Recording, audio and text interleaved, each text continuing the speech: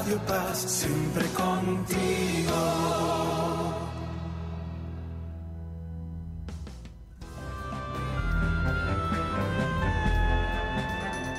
Radio Paz presenta Preparando el Domingo. Esta relación de hijos con el Señor debe crecer, debe ser alimentada cada día con la escucha de su palabra, la oración, la participación en los sacramentos y la práctica de la caridad.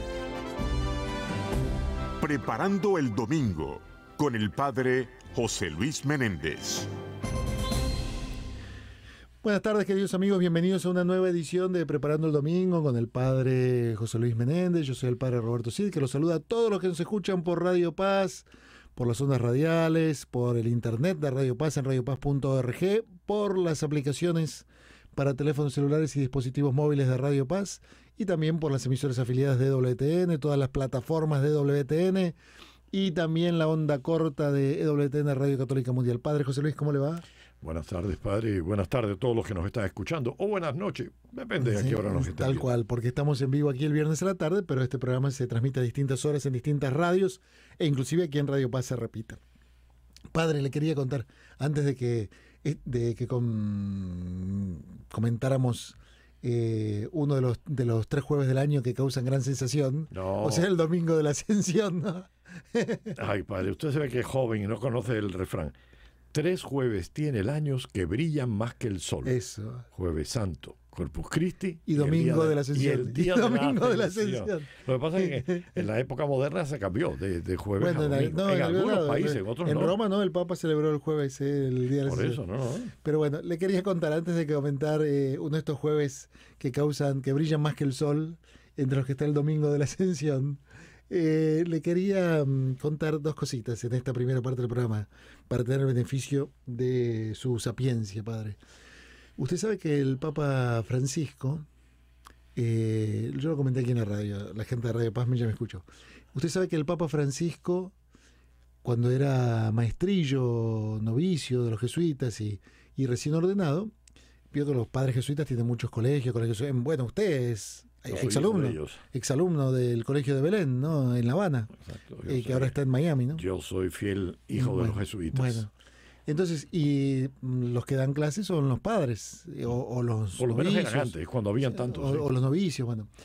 O los maestrillos, que es una etapa en el proceso de formación. Yo también fui maestrillo, no en este, sino en otra congregación que fue a la que yo pertenecí, sí, en Barcelona. Que entre paréntesis, el 10 de mayo es la fiesta del padre Damián de Beuster. Claro. Felicidades, padre. Gracias. No, entonces les contaba, el Papa, cuando estaba recién ordenado y cuando estaba en su proceso de formación con los padres jesuitas, lo mandaron o le asignaron dar clase de literatura. Fue maestro de literatura en los años 60, finales de los años 60, principios de los años 70. Cuando yo estudié en el colegio secundario en la Argentina, se estudiaba en 4º año literatura española y en 5º año del colegio secundario literatura hispanoamericana y literatura argentina. No sé, porque eso cambia, ahora han cambiado los planes de estudio, no sé en la época en que se llama el Papa, pero imagino que sería bastante parecido. Y él fue profesor de literatura en el Colegio de los Jesuitas en la ciudad de Santa Fe, que se llama Inmaculada Concepción, y en el Colegio de los Jesuitas en Buenos Aires, que se llama el Colegio del Salvador, ¿no? Y inclusive cuando era profesor de literatura, según él mismo contó y cuentan sus alumnos, por ejemplo, invitaba a Borges a que viniera a conversar con los estudiantes, ¿no?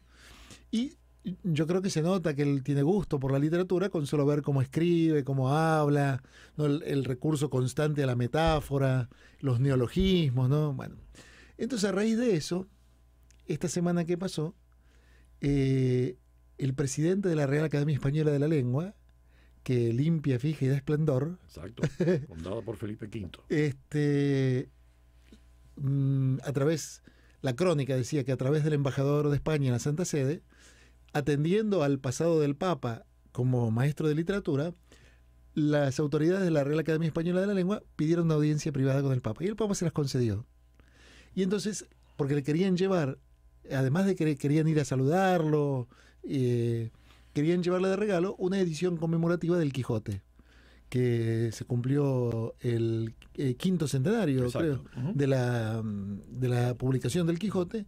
Hicieron la Real Academia hizo una edición conmemorativa, que es una edición de estudio, y querían llevarle un ejemplar al Papa, dado que el Papa fue maestro de literaturas, ¿no? Y entonces, después de que tuvieron esa entrevista, dieron una conferencia de prensa y contaron su reunión con el Papa, estas autoridades de la Real Academia.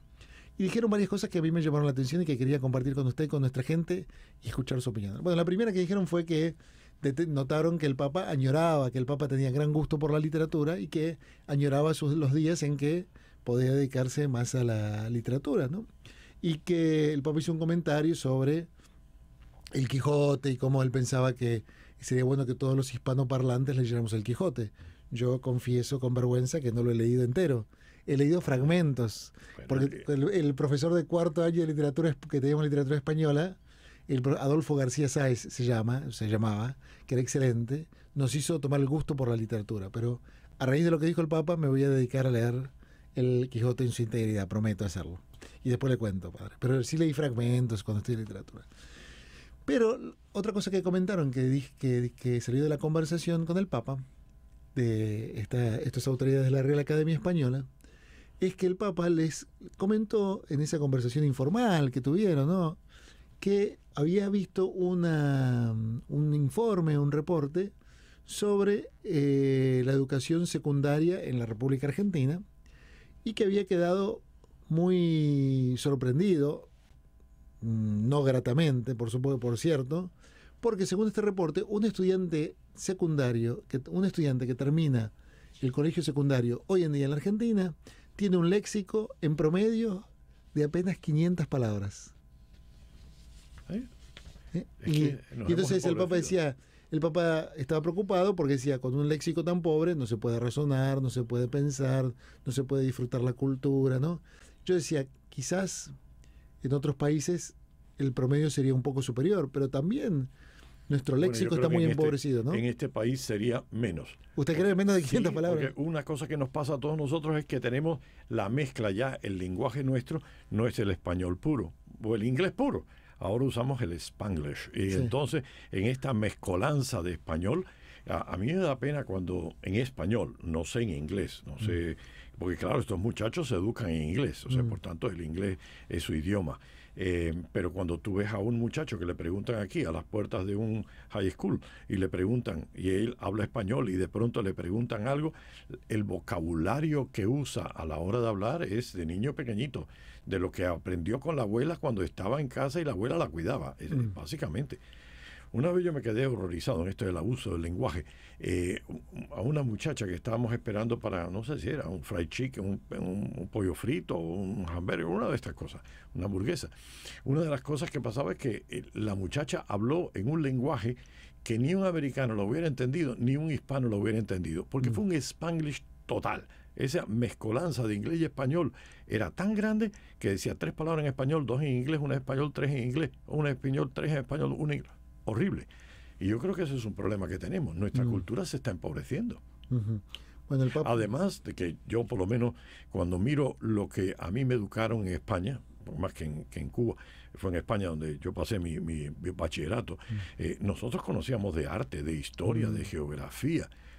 Aquí tú sabes que cuando pasó la guerra de El Salvador le hicieron un estudio, estas encuestas, a unos estudiantes de universidad donde estaba El Salvador y no podían ponerlo, un 75%, creo que era la cantidad. No sabían dónde estaba El Salvador. Por Dios, es cultura básica. Y la historia igual, y de literatura igual, y de arte igual. No saben. Bueno, usted sabe... Ahora sabrán mucho, eso sí, de computadora. Sabrán mucho de ciencia o técnica, pero la cultura... Bueno, no me contaba un sacerdote que es profesor universitario en una universidad católica que estaba tomando examen de Derecho Canónico y le preguntó por el Código Napoleónico. Usted sabe que es un hito importante en la historia del derecho, ¿no? Claro. Y sobre todo en los países de tradición codificada. Y el estudiante, ¿no? Entonces le preguntó, ¿en qué época vivió Napoleón?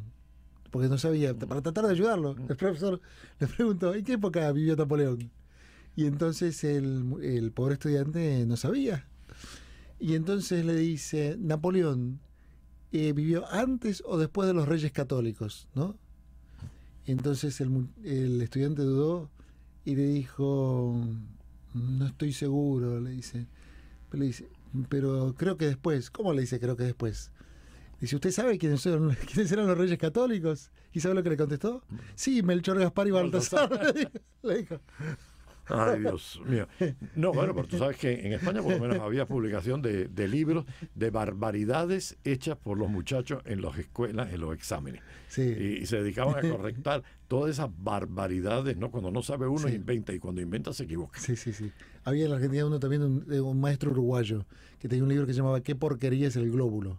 Porque alguien había escrito el glóbulo blanco es una porquería, porque se come a los organismos vivos, sí. O al glóbulo rojo, sí. Bueno, no me acuerdo cómo, pero sí que era así, ¿qué porquería es el glóbulo? Bueno, eso es una cuestión que le quería contar. Y la otra cuestión que le quería contar, que también tiene que ver con Europa y la cultura europea, eso pasó hoy, y lo tuvimos en Radio Paz, hoy viernes, y lo tuvimos aquí en Radio Paz en vivo, y lo vamos a repetir después, el evento que hubo con el Papa, con el premio que le dieron, el premio Carlomagno. Parece que es un premio, parece que lo vamos a repetir, no digo la hora porque como nosotros repetimos también esto, para que la gente se va a confundir, pero si nos están escuchando en vivo el viernes a la tarde y por Radio Paz, sepan que en la noche del viernes van a escuchar de vuelta el discurso del Papa, muy bonito, muy bonito. Yo no lo escuché, pero sí lo pude leer, para prepararme precisamente para venir a conversar con usted. Le dieron un premio que se llama un premio Carlomagno, que parece que lo otorgué, yo ni sabía nada de ese premio, también aprendí ahora.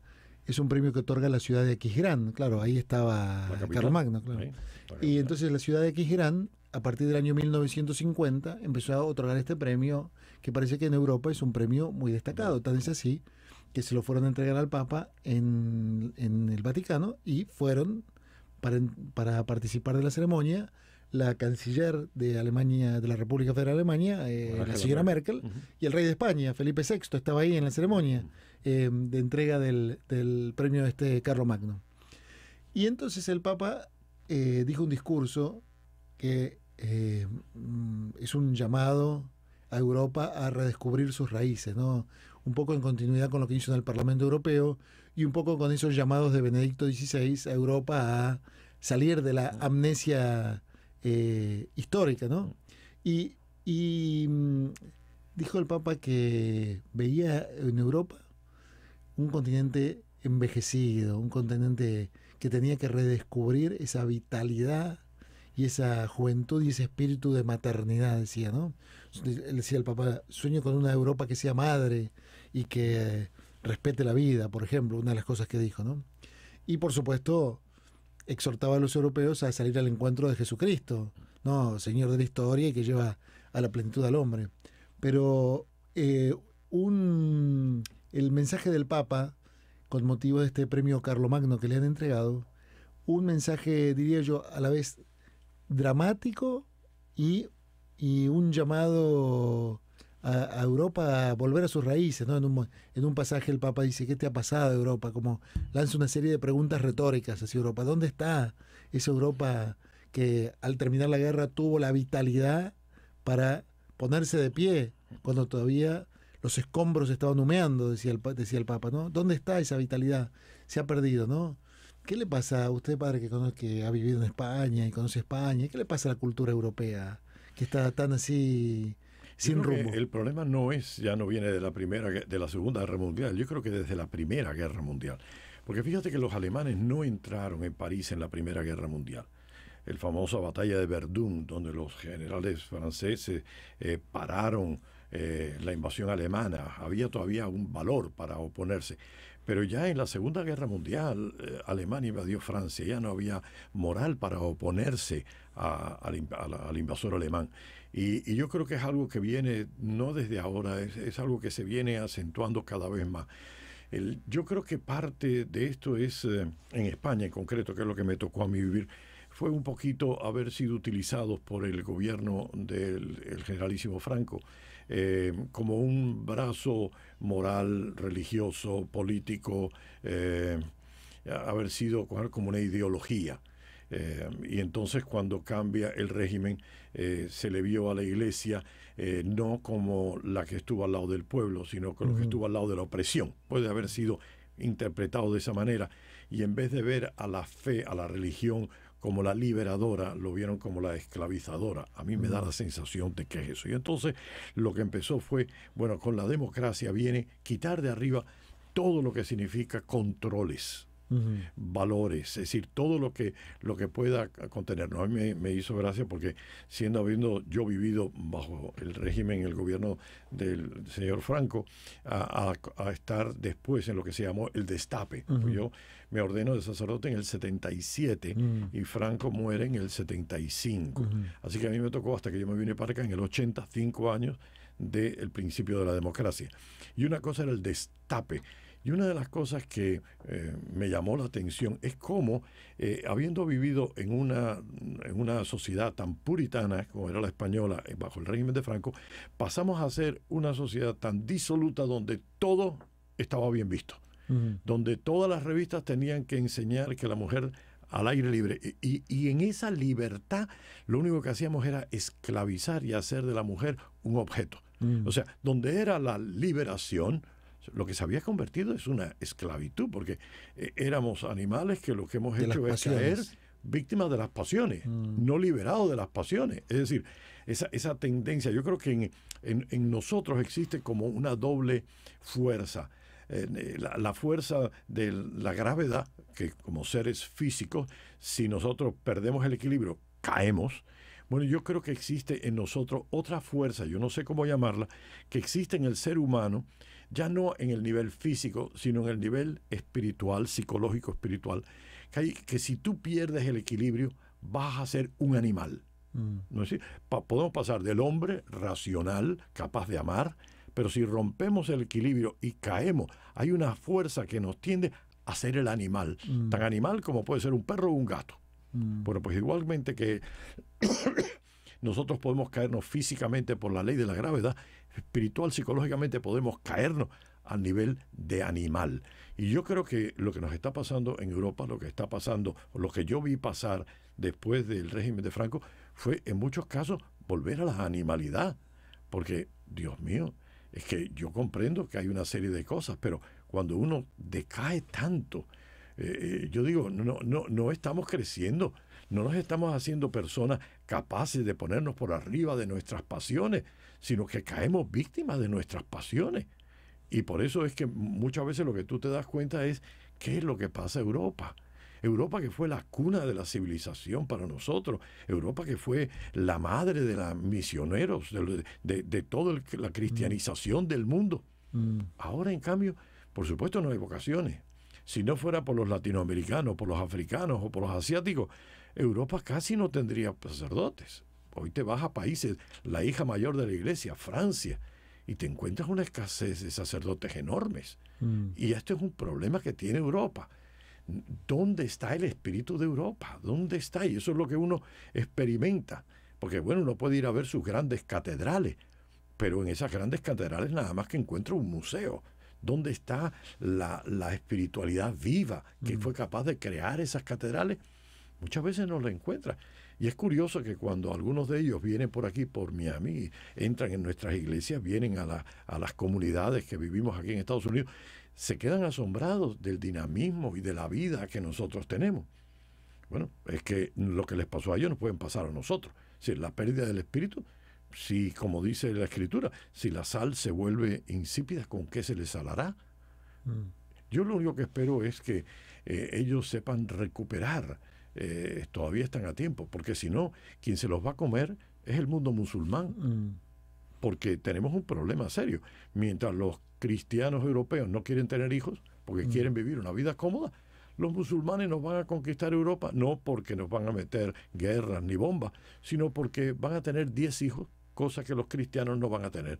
Cuando se vengan a dar cuenta, habrán conquistado Europa. Lo perdieron. Hay una frase, una historia, no sé si machista o no machista, porque en aquella época no existían esos términos, de Boabdil el Chico. Dice la vieja historia que el último rey moro de Granada, el último rey musulmán de Granada, se llamaba Boabdil el Chico. Y los reyes católicos, por supuesto, conquistaron Granada y expulsaron al rey Boabdil. Boabdil salió hacia la frontera con Marruecos, o sea, tuvo que salir. Y cuando salió hay un recodo en las montañas donde se ve por última vez Granada y se ve la Vega de Granada. Y dice que Boabdil se echó a llorar cuando vio lo que había perdido, su reino. Y dice que la madre, que era de origen cristiano, por cierto, le dijo: llora como mujer lo que no supiste defender como hombre. Duras palabras para una madre, decírselo a su hijo. Pero yo creo que a Europa le pasa lo mismo. Llora tu desesperación y llora tu destrucción y llora tu desaparición, lo que no has sabido defender con espíritu. Europa tiene mucho, es la reserva, es la madre de la cultura de nuestra civilización, pero no está a la altura. Se está dejando destruir, se está dejando comer. Y es una tristeza muy grande, porque para nosotros que miramos a Francia, a París, la ciudad de la luz, que vemos a España, la madre patria, la civilización. ¿Pero qué nos está pasando? Esos monasterios de monjas de clausura que antes estaban llenos, ahora lo que existen son 2 viejas y 5 colombianas, o 3 venezolanas, o 5 filipinas. ¿Qué es lo que ha pasado? Y ellos tienen que pensar. Ellos no pueden estar como las cigarras siguiendo cantando en el verano, porque cuando llegue el invierno se van a dar cuenta de que ya Francia no es cristiana. Bueno, ya no lo es.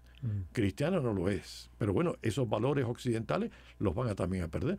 Tenemos barrios, tú lo sabes perfectamente, barrios en Bélgica, barrios ¿cómo se llama esto? En Francia, donde la policía ni entra, porque existe la ley, existe ciudades enteras en Francia, Marsella, hay unos problemas sociales gravísimos. Y además en España el otro día estaban diciendo que no querían que se sirviera cerdo en las comidas, porque iba contra la ley musulmana.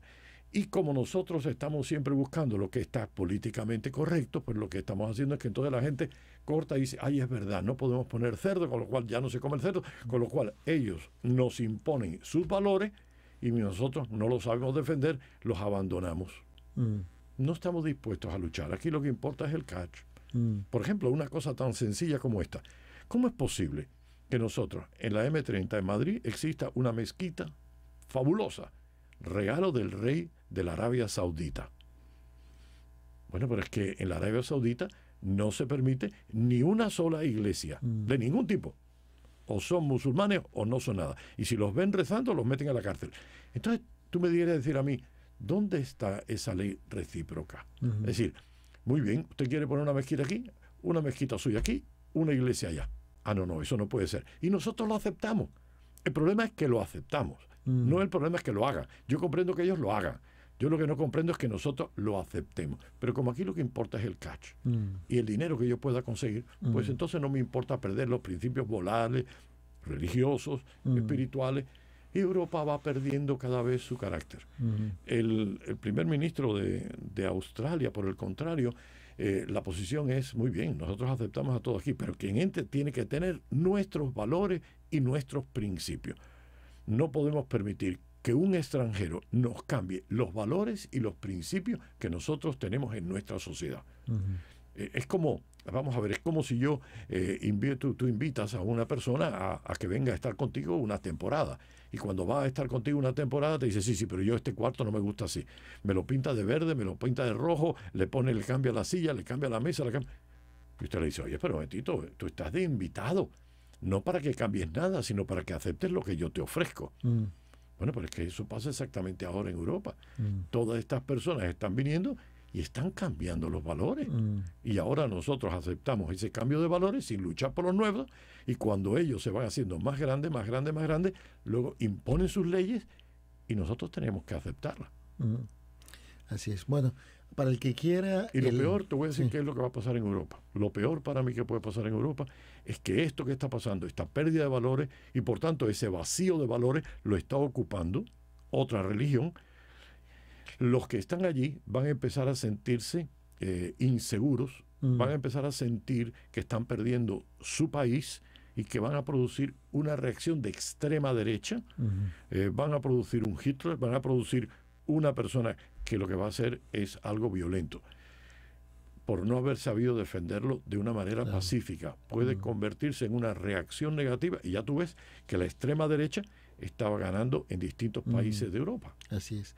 Bueno, para el que quiera conocer este dramático llamado del Papa Francisco a Europa, redescubrir su conciencia, sus raíces, lo puede escuchar en Radio Paz, o si no, en cualquier página católica de internet. Seguramente encontrará el texto completo, ni que hablar en Radio Vaticana. Vamos a la pausa, padre, y hablamos del jueves el domingo de la Ascensión. Que es uno de los jueves que brillan como el sol. Bueno, que debería haber sido un jueves. Ya regresamos, preparando el domingo.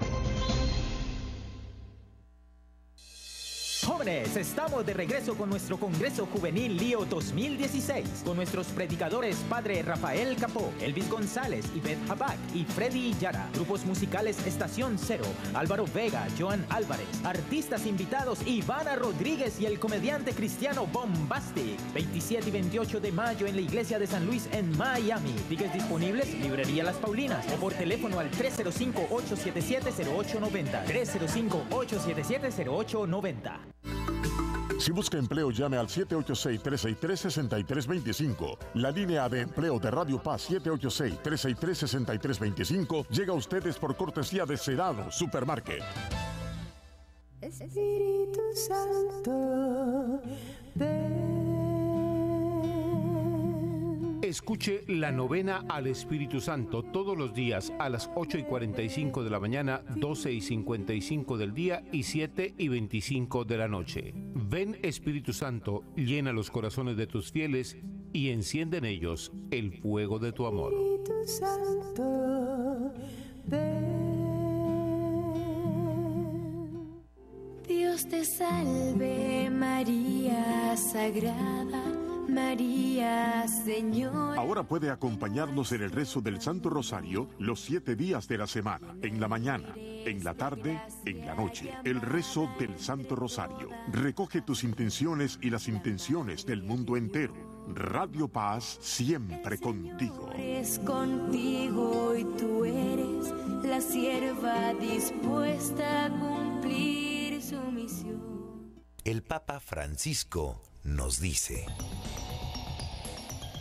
Queridos hermanos en Cristo, que perdonan los pecados, brilla en Él la fuerza de la misericordia de Dios, capaz de transformar los corazones.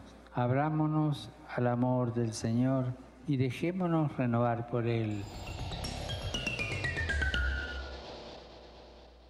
Radio Paz, siempre contigo.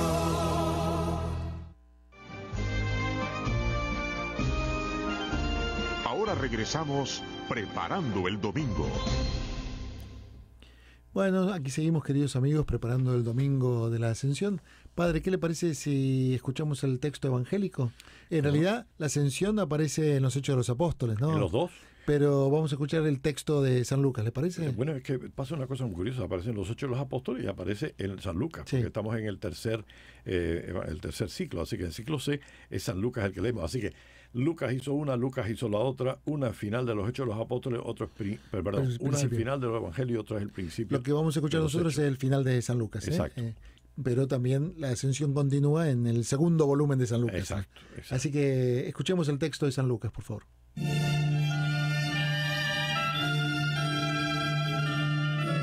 Lectura del Evangelio según San Lucas, capítulo 24, versículos del 46 al 53.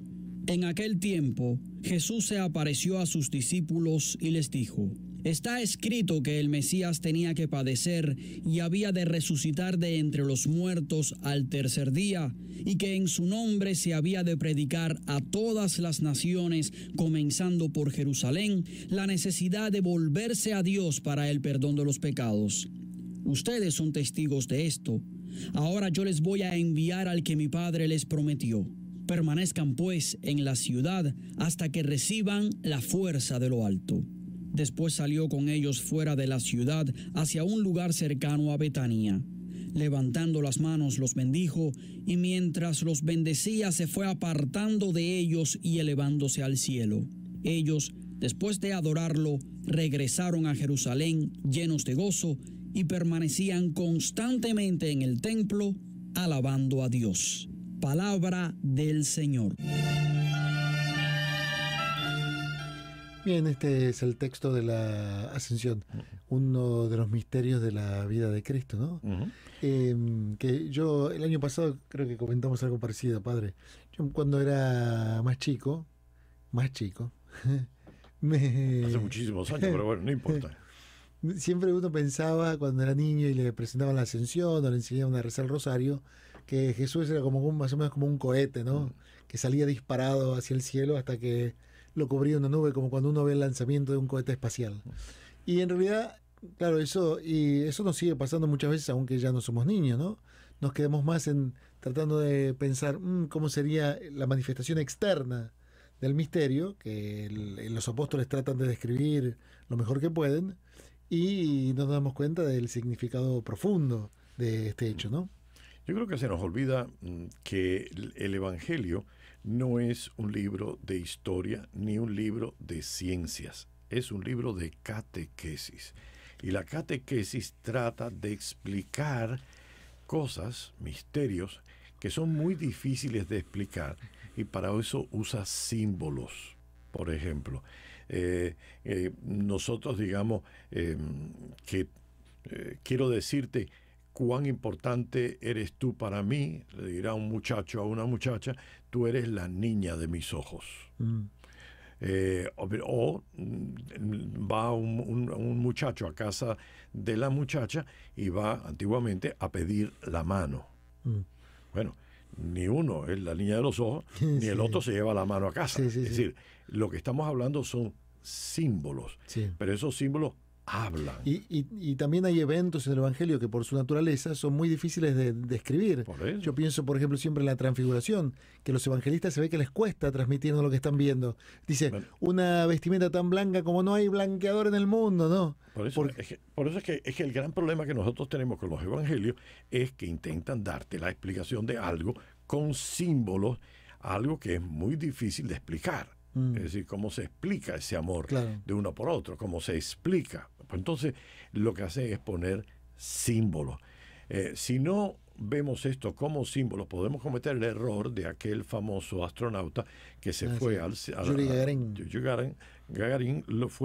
Gagarin fue y dijo, no encontré a Dios. Y hubiéramos dicho todo, animal, estuviste buscando en el sitio equivocado. Muérete y lo verás. Es decir, que el gran problema es concebir lo que es un símbolo como si fuera la realidad. Así que si tú eres la niña de mis ojos, pues entonces ya sé dónde te encontraste, en mis ojos. Te quiero con todo mi corazón. Bueno, es decir, eso que usamos normalmente, por desgracia, cuando llega la religión, cuando llega la escritura, no lo hacemos.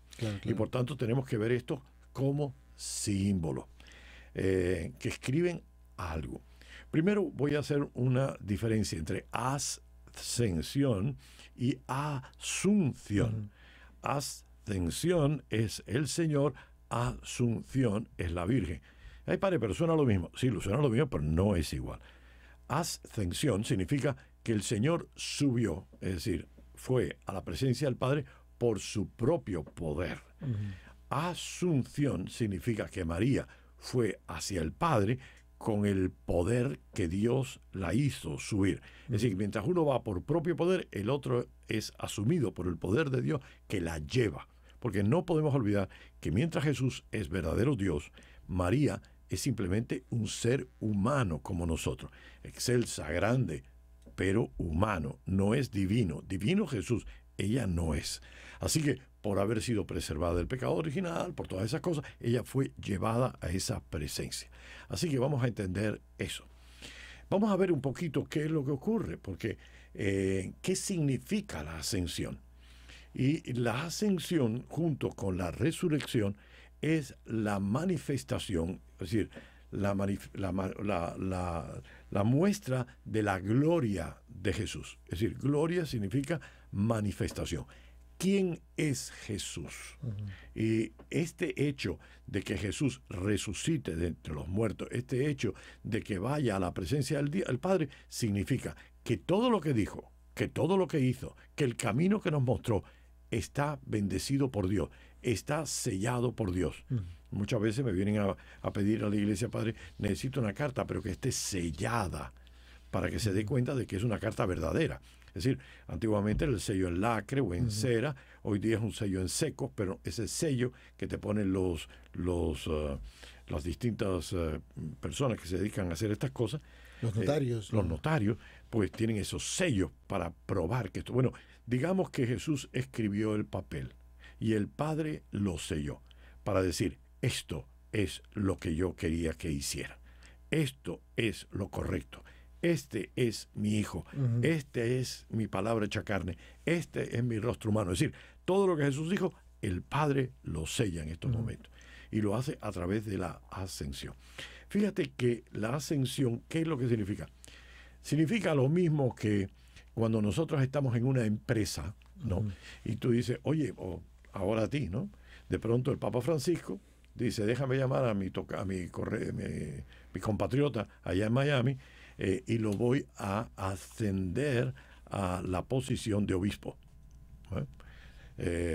No creo que sea una cosa muy buena. En mi país hay un dicho para eso, para lo que usted acaba de decir, padre. Bueno. La boca se lee a un lado. No. Hay mucha gente que cree que cuando nos dicen a nosotros, ay padre, usted va a llegar a ser obispo, uno dice, para su abuela, si ustedes supieran lo que tiene que pasar un obispo, usted no le desearía a nadie. A un lado. A nadie le desearía. Pero y después le agregó, y se le pudra la lengua. Y se le pudra la lengua. Bueno, pero eso significa ascenderte, ¿no? Te ascendieron al puesto de obispo, o te ascendieron al puesto de cardenal, o al puesto de director, o al puesto de ascender. Subieron en tu responsabilidad, en tu puesto. Bueno, ascender a Jesús al Padre significa darle toda la gloria que tenía. Lo ascendieron, es decir, él que se abajó, como dice la carta a los Filipenses, ahora es exaltado, es decir, ascendido al puesto que le corresponde. ¿Cuál es el puesto que le corresponde? Es uno con el Padre, pues estar en el Padre. Así que él vuelve al Padre y simbólicamente se sienta a la derecha del Padre. Eso es símbolo, esto no es realidad, claro. Porque sentarse a la derecha del Padre, primero, el Padre es infinito, que sí, ya vas a ponerlo, y segundo, que no hay manera de estar sentado a nada. Eso es simbólicamente, claro. Quiere decir que esta persona que tiene todo el poder, es el que aconseja al rey, es el que tiene el poder de actuar con todo el poder del rey, por tanto, estamos hablando es simbólico. Ascensión significa la glorificación, el demostrar quién era Jesús y llevarlo al puesto que le correspondía. Era a la presencia de Dios. ¿Cómo lo hace? Él ahora esa graduación simbólica, esa exaltación simbólica, los evangelistas, en este caso Lucas, lo va a llevar a este modo. ¿Qué es lo que va a decir Lucas? Lucas le va a decir, no se muevan de aquí. Esa es la catequesis de Lucas. Si vamos a ver los otros evangelistas, vamos a ver que ellos van a decir otras cosas. Hace poco hacíamos el de Juan y veíamos cómo el día mismo de la resurrección, veíamos cómo el Señor sopla sobre ellos, le da su espíritu. O sea, Pentecostés y resurrección ocurren para Juan en el mismo momento. Lucas quiere extenderlo. Es como aquella persona que busca capítulos para ir explicando distintos aspectos de esta misma realidad. Y por eso esos 40 días donde estamos viendo y estamos estudiando esa nueva vida de Jesús. 40 días que fue. ¿Qué fueron lo que necesitaron los apóstoles para darse cuenta a plenitud que Jesucristo estaba vivo y había resucitado? Esos son 40, números simbólicos. Volvemos a tocar la misma palabrita, símbolo. Significa el tiempo necesario para probar algo. Bueno, pues esto es lo que ellos trataron. Cuando ellos descubrieron, ese fue el tiempo. Pero fíjate que en este caso, Lucas le dice, no se aparten de Jerusalén hasta que no reciban el Espíritu Santo. Y me hace gracia porque hasta el último momento Jesús no se fía de sus discípulos. Y es que en la lectura de los Hechos de los Apóstoles, recuerda que dice uno de ellos, ahora es cuando vas a hacer establecer el reino de... Y dice, pero son tan brutos, son tan ceborucos, esta gente que no acaba de entender que esto no es lo que yo vengo a hacer. Lo vieron crucificado y resucitado y todavía Nada, ellos todavía seguían diciendo, bueno, ahora sí se resucitó, ahora es cuando entonces viene el momento en que vamos a echar a los romanos, vamos a proclamar el reino de Israel. Pero ustedes no se dan cuenta que es mucho más lo que yo les traigo, mucho más que simplemente un reino efímero, un tiempo de unos cuantos años en que vamos a vivir, un poder material. Ustedes no se dan cuenta que la llamada mía es a un reino que es eterno para vivir por toda la eternidad en la presencia de Dios. Lo que ustedes están pidiendo es una bagatela, te estás transando por muy poco. No, quédense aquí y esperen el Espíritu Santo, porque evidentemente que ustedes no están todavía preparados. Ustedes han logrado experimentar, pero todavía les falta algo para que ustedes puedan llevar a cabo la misión. Evidentemente que ustedes tienen una misión y tienen que ir por el mundo y tienen que anunciar con el arrepentimiento la salvación que Jesús en su muerte y en su resurrección nos ha traído. Pero esperen aquí, no se fía. El problema es que todavía ellos están muy mundanizados, todavía a ellos les falta convertir. Y fíjense, esta gente que luego vamos a ver en los Hechos de los Apóstoles, el día de Pentecostés, de pronto cuando ellos reciben el Espíritu Santo, cambia la situación. Y es que el Espíritu Santo, no podemos olvidar, es la tercera persona de la Santísima Trinidad, es el amor del Padre y el Hijo que se cae sobre nosotros y nos ilumina la mente y nos hace ver y nos hace oír y nos hace actuar de una manera diferente. Sin el Espíritu Santo la iglesia no existe. La iglesia empieza a existir justamente en el día de Pentecostés. A partir de ahí el Happy Birthday nuestro debía ser el día de Pentecostés, porque ese es el día donde la iglesia nace, porque el Espíritu sobre aquel montón de apóstoles miedosos va a llenarlos, como el Espíritu se insufló en aquella masa de barro que contaba el Génesis al principio. Pero es que además no solamente empieza a existir como iglesia, sino que fíjate qué cosa mucho más curiosa. El día de Pentecostés lo vamos a ver. La iglesia empieza a actuar cuando, ahora nos vamos al bautismo de Jesús, y nos cuenta la Escritura que Jesús, una vez bautizado, de pronto recibe la fuerza del Espíritu Santo y sale a empezar su vida pública. La iglesia no puede empezar su vida pública hasta no tener la misma experiencia que Jesús de ese Espíritu que viene sobre ella y la lanza. Por tanto, esperen, le va a decir aquí Jesús, esperen a que reciban el Espíritu Santo y entonces ustedes verán, comprenderán, tendrán coraje, actuarán, romperán el miedo, abrirán las ventanas y las puertas y saldrán al mundo. Así que esta es la primera cosa, esperen. Dice que luego subió hacia Betania. Y tú te preguntas, ¿y por qué hacia Betania? Podía haber subido a los cielos en cualquier parte de Jerusalén. Pero es un símbolo de ponerlos en camino. Yo me voy, pero yo los dejo a ustedes en camino. Ellos todos van a volver a Jerusalén hasta que reciban el Espíritu Santo.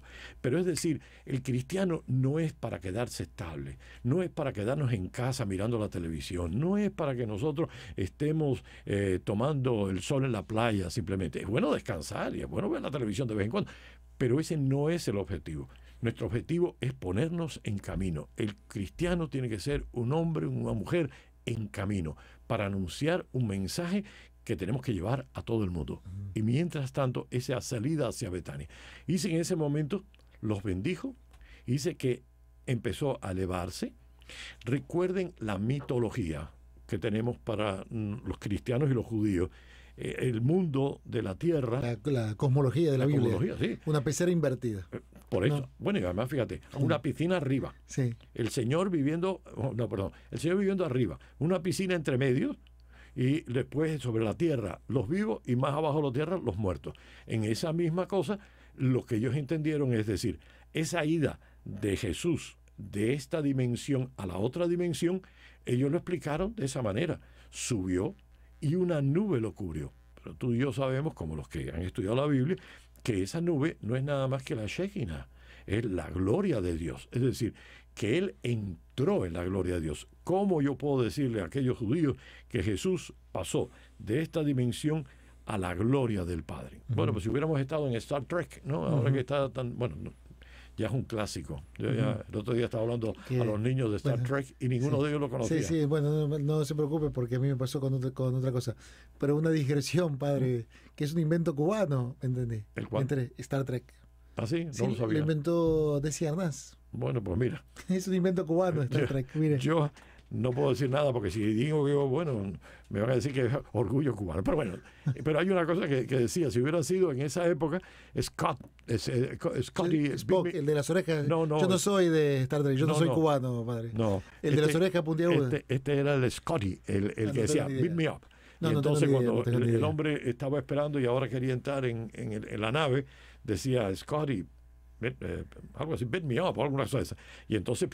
porque sí, se desintegran para pasar al otro lado. Bueno, tal vez si hubiéramos estado en esa época, el símbolo que hubieran dicho era este. Sí, Jesucristo hubiera sido cubano, mire. Bueno. Gracias a Dios, Jesucristo es universal, padre. Y menos mal que no fue argentino, vamos, ese sería el colmo. Pero bueno, esta es la problema, la cosa de ir a la gloria. Y la ascensión significa la glorificación definitiva del Señor. Pero fíjate una cosa interesante. En esta se va y no se va. Fíjate que esta es Jesús se va dejándonos una meta de aspiraciones hacia arriba y una herencia de compromiso hacia abajo. Fíjate, la vida nuestra en esta ascensión, dado que donde Él está, estaremos nosotros, que nosotros estamos llamados a ir hacia arriba, nosotros tenemos que mirar hacia arriba, pero no desentendiéndose de la tierra. Por eso es que Él dice, aquellos muchachos vestidos de blanco, le dice, ¿y ustedes qué hacen aquí mirando al cielo? En los Hechos de los Apóstoles. Volverá, vayan, lleguen hasta el confín del mundo. Nosotros no somos personas que nos podemos quedar mirando al cielo. Somos personas que tenemos que entonces darnos cuenta de que estamos sobre esta tierra y tenemos siempre que mirando hacia el cielo trabajar en esta tierra, porque lo que hagamos en esta tierra será lo que hagamos en el cielo. ¿Qué es lo que hizo Jesús? Jesús se entregó por nosotros y esa entrega es el camino hacia el cielo. En la medida que nosotros luchemos por esta tierra, por la paz, por la justicia, por la libertad, por el amor, estaremos construyendo el reino, porque el reino de Dios es un reino de justicia, de amor y de paz. Y por tanto, no es la fe una droga, una marihuana que nos adormece y nos quita los dolores de esta vida, sino que es un reto para ya empezar a vivir aquí lo que va a ser en plenitud allá. No podemos olvidar, el cielo y el infierno empiezan aquí, no empiezan el día que uno se muere. Hay mucha gente que dice, ay, cuando me morí, entonces cuando me muera iré para el cielo. O cuando me muera, miré para el infierno. No. El infierno y la gloria empiezan aquí. Porque el cielo y la gloria no es un lugar. El cielo y el infierno es una experiencia, un estilo de vida, una forma, un estado del ser. Y por tanto, nosotros nos tenemos que dar cuenta que en la manera que nosotros empezamos a vivir el cielo, lo único que va a ocurrir el día de nuestra ascensión, es decir, bueno, mejor dicho, el día de nuestra asunción, porque seremos llevados el día de nuestra Pascua. El día de nuestra Pascua. Entonces lo único que veremos es cómo la cortina que separa hoy la realidad que no puedo ver, pero que ya estoy viviendo, nos daremos cuenta que hemos estado en camino, que el reino ha estado en nuestro corazón.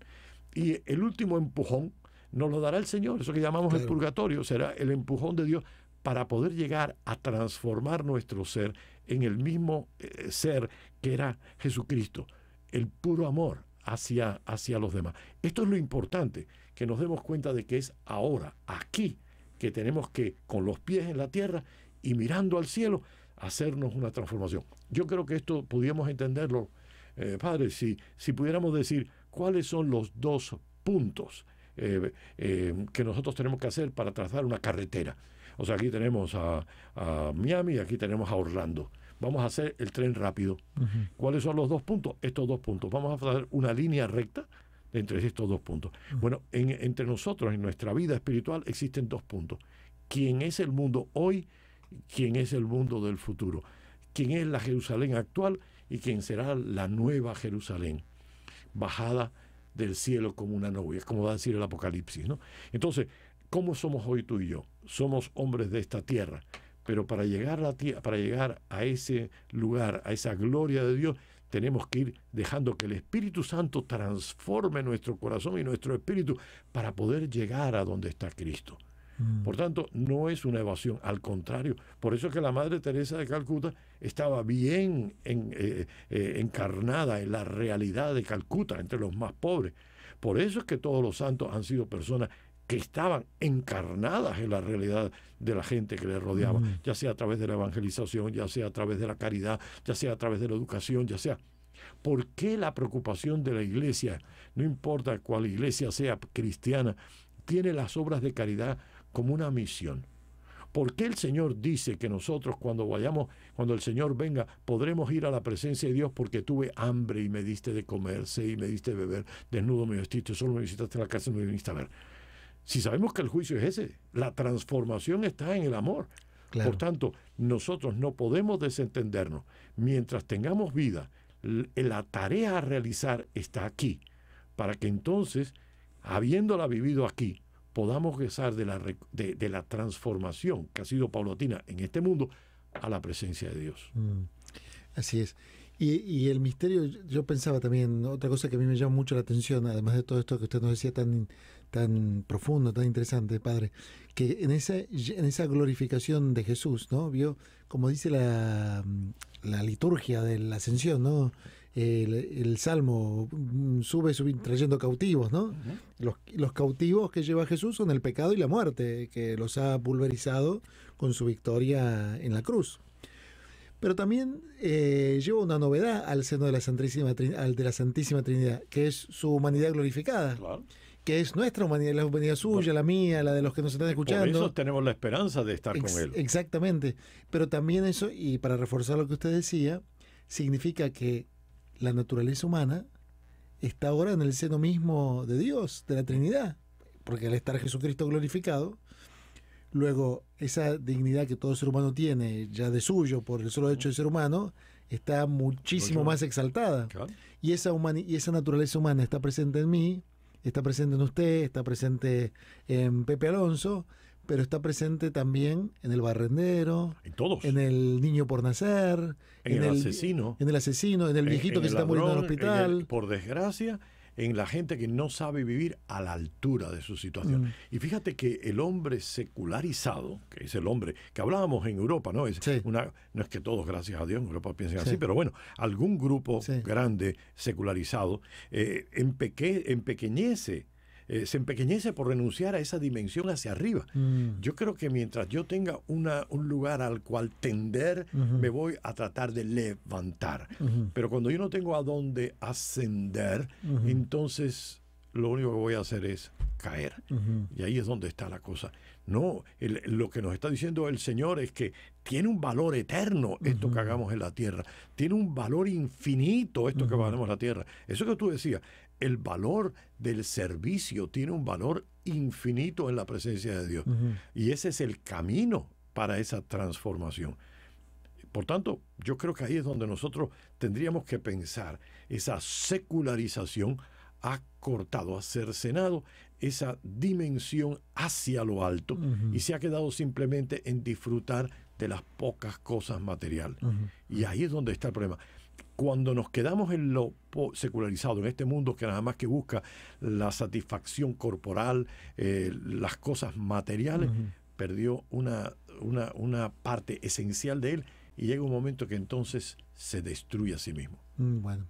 Bueno, Padre, muchísimas gracias. Déjame, ¿puedo decirte una frase supuesto, nada más? Hay una frase que leí de un libro y decía que un marxista polaco escribió un libro sobre el sacrificio de sí mismo en favor de la especie como ideal de vida humana. Dice, este libro recibió varios premios, pero dice, pero enfermó de cáncer. Dice, llamó a su hermana y le entregó una carta para que la pusiera sobre la tumba. En ella había escrito, la vida no tiene sentido pleno si no desemboca en Dios. Porque a nadie es feliz con el pensamiento de que sobre su tumba van a crecer muchas flores. No es suficiente. El ser humano solo puede desembocar en Dios o es una frustración total. Sí. Mire, como hablábamos al principio de literatura, ¿se acuerda de las coplas de la muerte de su padre? De Manrique, ¿no? ¿Cómo no? Recuerda el alma dormida, vive el seso y despierta. Bueno, Padre, nos tenemos que despedir. Entonces, este domingo, 8 de mayo, va a ser en muchas partes del mundo, va a ser aquí en los Estados Unidos Día de la Madre, va a ser uno de los jueves que brilla más que el sol, aquí en la Arquidiócesis de Miami, por lo menos. Es también el Día de la Virgen de Luján, que este año va a celebrarse de una manera especial porque es el bicentenario de la independencia argentina y el Papa es muy devoto de la Virgen de Luján. Y también, para los que no lo saben, es el cumpleaños del padre José Luis Menéndez, que va a cumplir no sé cuántos años, ¿no? 69, yo estoy muy feliz, 69. Así en la que, charada, como a Monseñor Román le gustaba recordar el número de la charada, significa pozo. Bueno. Debe ser pozo de sabiduría, o que estoy hundido en un pozo. Pozo de Siquem. O estoy hundido en un pozo, no sé por cuál de las dos, pero no. Bueno, así que cada año es una bendición, padre. Por supuesto, por eso lo digo, para que la gente lo tenga presente este domingo en sus oraciones, ¿no? Acuérdense, este domingo 8 de mayo es el cumpleaños del padre José Luis Menéndez y lo saludan, si quieren ir a Corpus Christi lo saludan, pero si no, no se olviden de rezar por él. No, que se ocupen de la madre, que se olviden de mí, que se ocupen de la madre. Bueno, una oracioncita a la madre.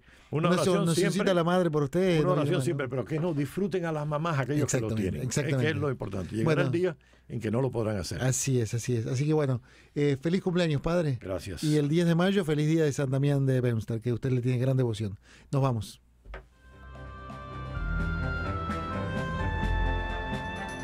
Radio Paz presentó Preparando el Domingo. Esta relación de hijos con el Señor debe crecer, debe ser alimentada cada día con la escucha de su palabra, la oración, la participación en los sacramentos y la práctica de la caridad. Preparando el Domingo con el padre José Luis Menéndez.